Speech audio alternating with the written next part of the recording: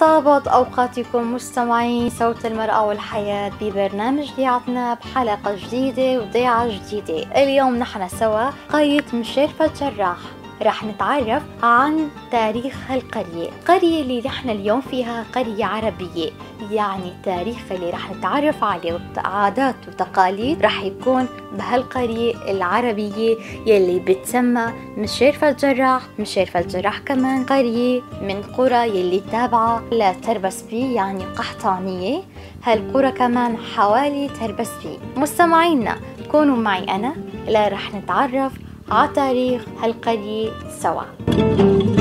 مستمعينا وهلا رح نتعرف على تاريخ قرية مشرفة جراح. معنا الخالة فاطمة وخالة أمينة وخالة شمسة. رح نتعرف عليهم أكثر وبعدين رح نتعرف على تاريخ قريتهم وعادات قريتهم سوا. يعطيكم العافية. كيفكم؟ العافية.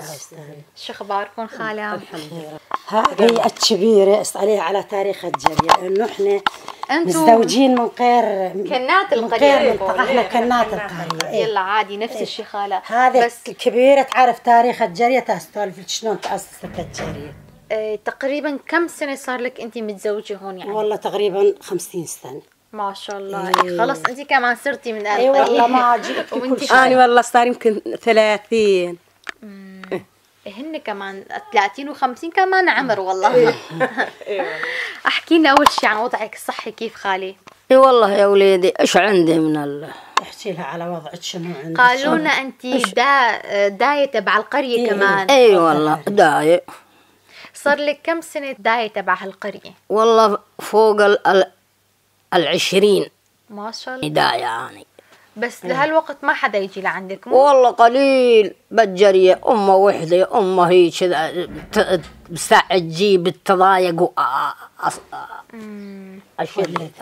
طيب خالتي قولي لنا أول شيء يعني عن تاريخ القرية. يا ترى ليش سموها مشرفة جراح؟ مشرفة الجراح والله كانت الجرية كلها ما عندهم كل شيء وعند الجرية عند المختار ويخدمون المختار ويهنوا ونطونا زاد معها قاع كل واحد وصله وربات. وقت المختار شيء بنقدر نحكي بس بدي يعني تقولي لي ليش سموها مشرفة جراح؟ ايش في هون لحتى سموها مشرفة جراح؟ والله مشرفة جراح هو كبير الجرية اسمه جراح والجرية باسمه والملاك باسمه كل الأراضي باسمه وقام انطى العالم كل واحد وصلت أرض يفلحها ويطشها وياخذ عليها حاصل بالمية 10 أكياس.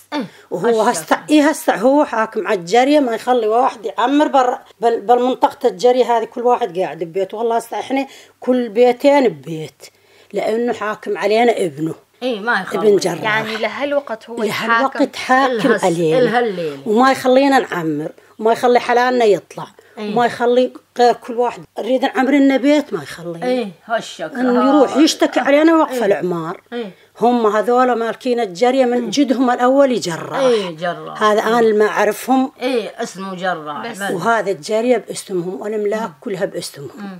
طيب خالة مع أهل القرية بشكل عام طبعه كيف هو كيف؟ والله هو طبعه لحال وأهل القرية لحال. وأرضه هسه عندنا نطش نفلح نحاصد يجي على المحصول 10 أكياس على كل 100 كيس ياخذ 10 كيس. لا والله خالة قليل يعني بهالوقت المختار يكون حاكم لهالدرجة. بلا والله قبل تعبون هذين جدا قبل يعني من الصحيح كانوا يقولوا لنا انه كانوا الحاكمين المختار يقولوا الزعيم نحن نقول آغا تبع القرية. كانوا يعني ظالمين على أهل القرية. بس هلا يقولوا كل حدا وآغا تبع بيته. بس انتو والله أكيد يا بنتي هسه احنا ما واحد يقدر يعمر له غرفة برات الجري. كنا بضمن الجري كل بيتين. هسه احنا ببيت يقول هذا الأراضي لي وهذه شيء كل واحد عليه أشياء ياخذها بس ما يطلع ما يخلي حدا يعمر. هو قديم ايه انا اقول على جد على اوراق يعني اوراقها هي ملاك جد وابوه ملاك جد وابوه. ايوه والله هسه عوزات كلهم هم هنا بيت مثل. طيب خالي اول شيء لما اجيتوا على هالقريه كيف كانت هالقريه؟ كانت قطعه ارض فاضيه لما بنوها القريه كيف كانت يعني؟ انت يا شم الجري قول الجريه شلون كانت عماره يعني ولا بيوت شعر؟ لا والله شعر فاضيه. بنينا لنا قريفات مهن طاق لبن ومن شويه صار عندنا شيء فليناه وعمرنا غير هالزقير هالعماره. طيب خالتي تقريبا عن القريه ايش قد القريه قديمه ايش قد عمرها؟ القديمه من زمان ومن زمان من تجسمة القيعان هو يعني نزل صار بيه 100 سنه. ايه اكثر من 100 ابد. ابد. هذا انا من جيت عليهم محمد اليوم كده هي قبل 100 سنه. والله واللي قبل عمرهم كان طويل يا بنتي هسه على الكبار كلهم راحوا ضلت قيرز قاعده. هذا نحكي لك عنه، هذا ابن جراح اللي مش عرفت الجراح هذا ابنه. معناته أكثر من 100 سنة. اي والله عمره هسه بس 70. وين الدنيا وين أهله، ولولا يطلع له ما ينطينا زاد، بس ما يطلع له. كل بيت عنده وصله من قاعه. يعني هلا معيشة أهل القرية على شو معيشة القرية؟ اي والله عايش. والله معيشة القرية ماشيين حالتهم. هذا اللي عنده موظف، الموظف عند الدولة وقاعد ببيته زاد مفصل. راتب مع راتب. ونحن صرنا روج فاهم العلايم الكردي على قولاتكم. وقطعوا رواتبهم مع الدولة. والله هسه زوج بنتي المسكين استاذ مدرسي قطعوا راتبه القاعد لا شغله ولا عمله. هسه قاعد يشتغلوا على ماطور 3 دواليب بالقحطانيه المسكين وانقطع راتبه من الدوله. الهاشع والله يلا رقمة الخبز والله يلا ماشيين حالنا. الحمد لله رقيف الخبز ونشكر ربنا. يشتغلون بالربط اكثر. يشتغلون بالربط، تجيبوا مصاري العالم تعطيهم مصاري يربطوا. بس هلا باين قريتكم في خانات تبع هي هذا الخانات انا احكي لك عنها. تفضلي. مثلا انت عندك مصاري تجيبين علي، أنا أقول أشتري حلال أحط بالخان أربط لك أنا وياش بالمربح إذا ربح الحلال. يعني شراكة؟ إيه شراكة بس والله كلها شراكة. ما في حد عنده راس مال إنه رابط على حسابه. كلها شراكة للعالم. شوفينا كلها ربيطة للعالم. والله يا بنتي والله أكثرها. أنت عندك مصاري الطنيان أشتغل بيه المربح بيني وبينك هالشكل. وهالشي كويس في مربح يعني. نوباتك يجينا نوبات بنوبة. والله ولدي طلع بنوبة وباطة ولا كسب لولا ورقي وترك الرب. هسه لا بقرة ولا غير أخبزة والحمد لله ويشكر ربه. الله كريم خالة. ما عنده. اي والله الله كريم يا أمي. وأنت خالة عندك يعني أنت تربين الحيوان يعني ما تربين؟ لا والله أنا كنت قبل أربي الحيوان بس صرت كبرت حبوبتك صرت عاجوز. والخزامة اللي هي الخزامة من يوم مني صغيرة وما عاد أقدر أرميها. بس والله حلوة عليكي. والله عاد حلوة. الله يحلي أيامك يا رب. كنت أنا أربي جن ابني قام تجوز قام الكنات يربن بدالي. يعني علمتيهم والولاد وعلمتهم. يما حلبي يما افرزي يما خذي يما سوي جبن يما تعلمن. والله استعاني ما عاد اسوي كل شيء. بعد كل هالعمر ما احلاها تشتغلي. والله ما عاد والحمد لله. والله. وانتي خالة تربي شيء؟ والله انا ما عدي بقرا حلبها واعلفها وهذه يعني أقول تتونسوا فيها ولا ما يجيكم صبر من دون إذا ما تربوا حيوان؟ لا والله ما نقدر إذا ما نربي الحيوان. شنو ناكل إذا ما نربي؟ إذا ما نربي يعني شنو ناكل؟ شنو باللبن بالدهن السمين. كيف تسوي هالشغلات خالة؟ نسويها نخفف. مثلا الدهن العربي كيف تعمل؟ الدهن العربي نحل البقرة ونجيبها على الفراز دي. نفرز الحليب نعزل الدهن. عندك هاد ايش تسمى؟ الفراز تبعها لحال مو؟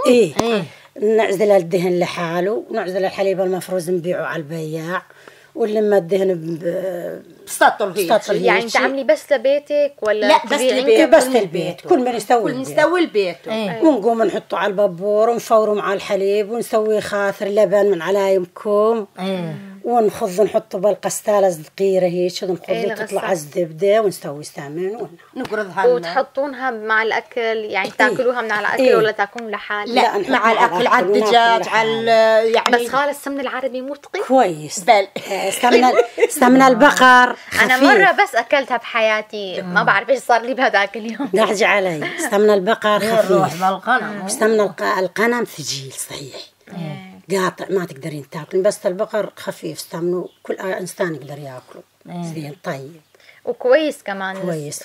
والله القنم اللي يستوي زين نقول له مو مثل البقر خفيف. ايه مو مثل شراب نقول له شراب اصفر من زين ومن حالات مستوي. هلا خالة ما قلتوا لنا قريتكم بايش تتعرف؟ مثلا نحن نقول يجينا على قرية مشيرفة الجراح، يعني ايش بيخطر على بال هالانسان؟ مشيرفة الجراح بشو تعرف؟ مو كل قرية بتعرف شيء، وانتم قريتكم بايش تعرف؟ والله احنا ما نعرف ربي حيوانات ولا نعرف. ما فهمتي بلكي على سؤالي؟ مو يعني مثلا القرية اللي قبل قريتكم ايش اسمها؟ حلوية مثلا. قرية حلوية تعرف بأهلها طيبين كريمين، يعني مثلا قرية قديمة مشهورة بآثار تبعها. وانتم نفس الشيء. ايش قرية؟ نفس الشيء. واو والله زاد احنا مشيرفة الجراح مشهورة بأهلها زاد طيبين ويهلون بالضيف ويرحبون ويكرمون الضيف وكلهم الحمد لله طيبين. طيب على سيرة الآثار، بما أنه قريتكم قديمة ما شفتوا هيك؟ والله ما شفنا الآثار، ما شفنا لا حفرنا ولا حفرنا ما عمرنا. نجيب هاللبن أمها البلوك نطب على هالقاع ونعم لا نحفر. خالد تل ما عندكم تل الكبير؟ لا عندنا شوية هناك خربة مية عليه حيشات نحط الميتين بيها وبس مع القاع يعني. ولا آثار ما آثار والله يا بنتي، لا حفرنا ولا سوينا ساسات ولا لا الناس تحفر. هو العالم تطلع على آثار تحفر ساسات تسوي شينا احنا والله على هالقاع. فتلي بهالقرية شفت بيها بيت صب غير هدوى غير هذا ندوم عمر ذا الشيناز حت ما حفر سوى الشيناز حديد وعمر حت ما حفر بالأرض يعني خالة لما أنتم تعمروا مثلا بنايات ما يصير تعمروا بهالقرية؟ مو ليش ما يصير؟ يصير بس ما نقدر. ما عندنا شيء. أنا كل قصدي إنه الحاكم تبع القرية ما يخلي. لا ما يحكي برات القرية، يعني برات القرية ما يخلي. إذا أنت تفلين بيت حيش هالبيت يخربون بيتهم يفلونه ويجون يعمرون مكان وبناية ما يحاكي. بس أنت تطلعين برات الجرية تعمرين هناك ما يخلي. ما يصير. لا ما يخلي. طيب خالة بشكل عام عادات القرية تبعكم؟ العادات الحمد لله كويسة ونحب بعضنا ونقدر بعضنا. احنا بيت احنا كنا قريتنا بيت واحد. تدرين هذا ما يخلينا نعمر هو منه. طيب خالة هلا على سيرة العادات وتقاليد القرية، نحن بهالشهر المبارك شهر الفضيل، كيف عاداتكم شهر رمضان بشكل عام؟ يعني بشكل عام مثلا فاطمة سوت فطور اليوم، عزمت جيرانها 3-4 زلم، أنا أسوي فطور أودي لجيراني هيك نكرم بعضنا نفطر بعضنا نطعم من بعضنا هالفطور نطلع يعني توزعون طالعون الخبز. نطلع الخبز نطلع من هالفطور. هالفطور نسوي نطلع منه نقول للجيران نحن إذا انت مو نفس الشيء احنا نقول للميتين نطلع من هالأكل نسوي شوف شو نسوي نطلعوا لهالميتين بس. الحمد لله تذبحين ذبيحة اليوم شوية كبيرة تريد تفطري كم زلمة صايم تسوين مولد تفطرينهم. يعني صارت نعرف هلا ظروف الحياة تغيرت شوي، بس بهالوقت الحالي كيف العادة تبعكم؟ والله العادة تبعنا الحمد لله ماشي الحال مستورة والحمد لله. هسه على الوضع ما هو مثل قبل والله يا بنتي. مو قلت خالتي والله ظروف الحياة والله الظروف والله تغيرت يا بنتي. بالله تغيرت والله على قد حالي. كل بيتين والله العظيم بيت والله استعاني ابني حرمتين والله وولادي وكنا والله العظيم ببيت واحد وابني متزوج زاد معانا والله كنا ببيت كلها والحمد لله. ما قلتولنا عن العشائر اللي بهالقرية؟ ايش عشائر فيها؟ عشيرتنا احنا كنا عشيرة واحدة جوالي. احنا الجوالي انتوا كلكم اهل؟ كنا اهل بعض كلنا قرايب بعضنا اللزم. الجوالي يقولون هذول الجوال بشارف الجوالي. نقول يعني اتفاقية القرية فيه متفقين سوا. والله متفقين حيل الحمد لله كويسين. ألا قلت لك عليه المختار مو متفق معنا. هو غيرم هو غيرنا وهو منا ابن عمي واحنا الباقيين والله كنا متفقين والحمد لله بيت واحد ومكيفين ونسعد بعضنا ونتهرج ونعزم بعضنا والحمد لله تردد على بعضنا. كويس هالشي خالة. ايوه. الأكل المفضل اللي عندكم شو هي؟ الأكلة المفضلة عندنا مثلا فروج ريز سلطة خبز عصاج نسوي ثريد.